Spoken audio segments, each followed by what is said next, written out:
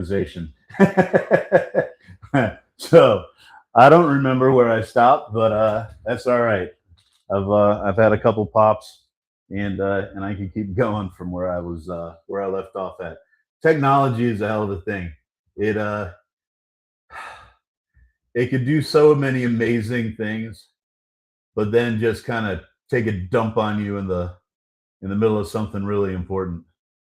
Not like everything isn't really important when it comes to technology, right? I mean, we kind of live off of it. It's uh it's a hell of a skill not to.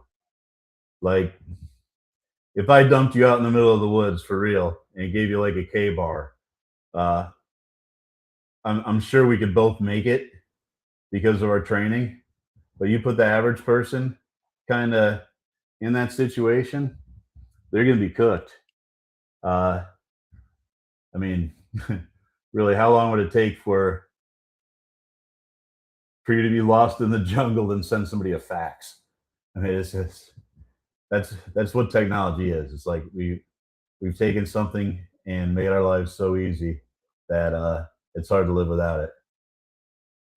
I think more people should learn how to live without it. Not for any weird conspiracy reason or anything, but there's some wild stories of survival of people that got dropped off in the jungle or their plane crashed or whatever, and they just kind of muscled through it because they knew some stuff. They were Boy Scouts or Girl Scouts, or their parents took them camping, whatever. Like those are real skills, man. And honestly, I think they're perishable. So I try to go camping. I mean, glamping is what it is. I got a nice cozy tent and a warm sleeping bag. That's hardly roughing it, but getting out in nature, exploring, putting yourself through a couple little tests, maybe a really long hike, or doing something hard. I don't know, some lumberjack shit. If you could get access to a forest like that, what a workout too. That'd be killer. That'd be like a Rocky montage right there. It's like the worst kind. Rocky goes camping. Rocky 19. Rocky gets an RV. Oh, it's a good day. Such a good day. So I'm trying to get the word out here about the Duck and Compass Society, and I've taken on some really fun projects that have honestly taken me hours and hours. I think I probably put 100 hours into the new website design, which, by the way, is such a fun time. It's literally a journey that you kind of pick your choices along the way, and it's not websitey. It's not commercial. 99% of everything on my app and on my website, I actually hand painted.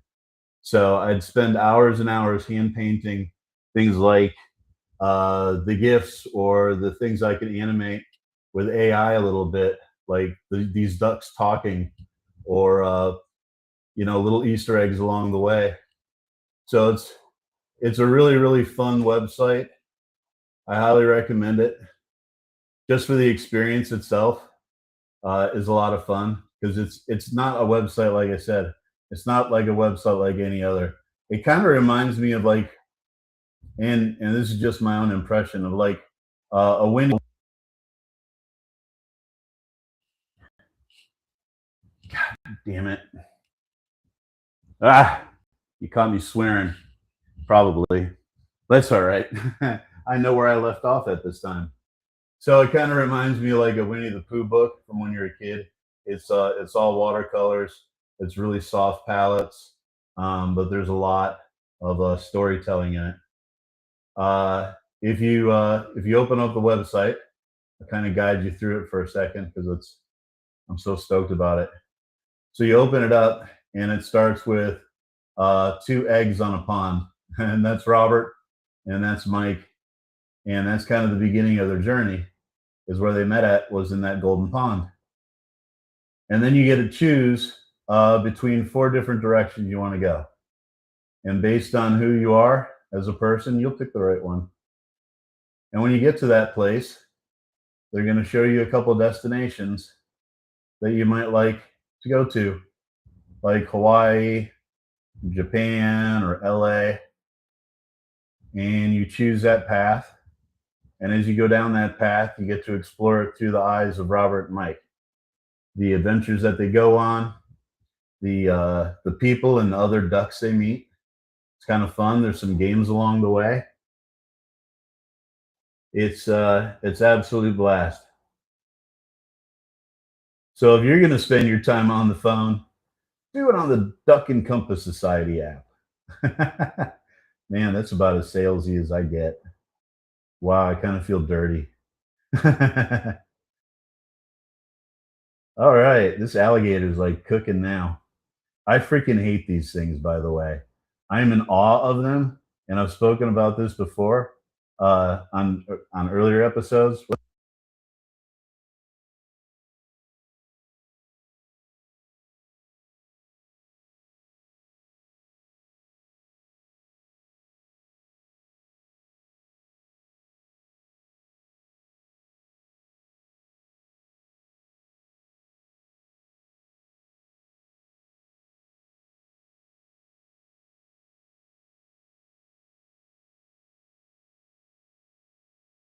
Back?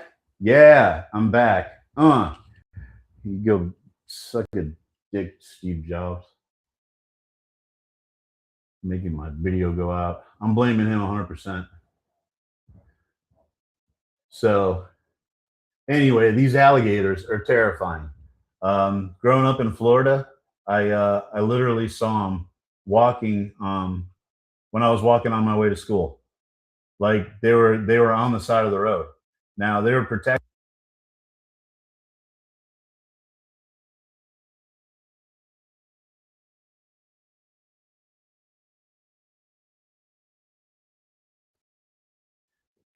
Back. So anyway, back to my childhood and my outrageous fear of these stupid alligators. Yeah, it would be in this retention pond. My brother and I had to walk the sidewalk right next to it, and you'd see me laying out there in the sun with their mouths wide open like this, and they make some noises. Not all the time, but when they do, it's terrifying. It's like this real low guttural, like, man, it almost makes you like your skin vibrate, like you can feel the resonance. It's wild. So I've told this story on my little show here before because I we were talking about these alligators. I'm a big water guy. Grew up surfing. I've done a whole bunch of scuba diving around the world. And one of the dives that I did that was kind of the freakiest was down in Florida, northern Florida in the Kissimmee area. There's these springs, these natural springs that you can go dive. And you pull yourself down along the edge of the spring, you let yourself go, and then you shot out. It's a really cool experience. It's just a lot of fun, and then you just drift down the river, and as you're drifting down the river, you see these freaking monsters. There's only special times you're allowed to do the dive, so they're kind of chill. They're almost in hibernation. Uh, you see them like hovering with their heads above the water, and it is the most terrifying thing because you swim right by them. There's areas in the water that in the river where there's sticks and it's a natural spring. They're not going to clean it out for scuba divers. So there's like obstacles along the way, and you can get real close to, but not touching to these guys. So you've heard of shark diving? Well, this is like shark diving on Red Bull, on 2 or 3 Red Bulls, and that's how your heart feels too. By the way, mine is. I can only speak for myself. I'm glad I had a wetsuit on. Uh, I pissed myself like 2 or 3 times. It was very, very refreshing, very warming. More information you need to know. There you go. That's what happens when you see an alligator in the wild.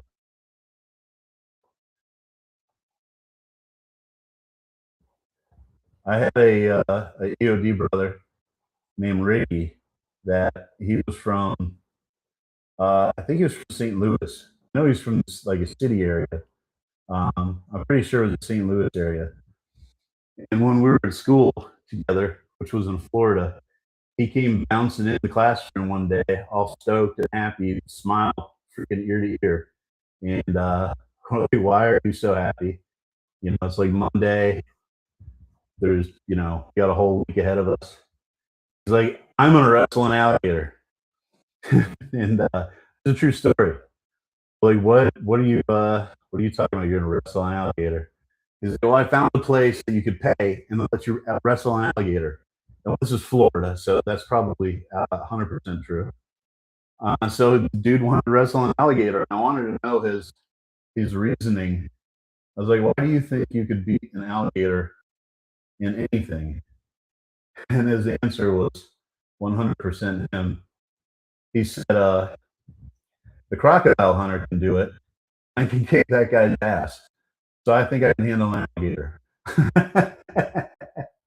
and I think I actually think, because I might have been out of state at the time, but I think I heard stories about him actually going there and doing it, and it was just like a photo opportunity thing.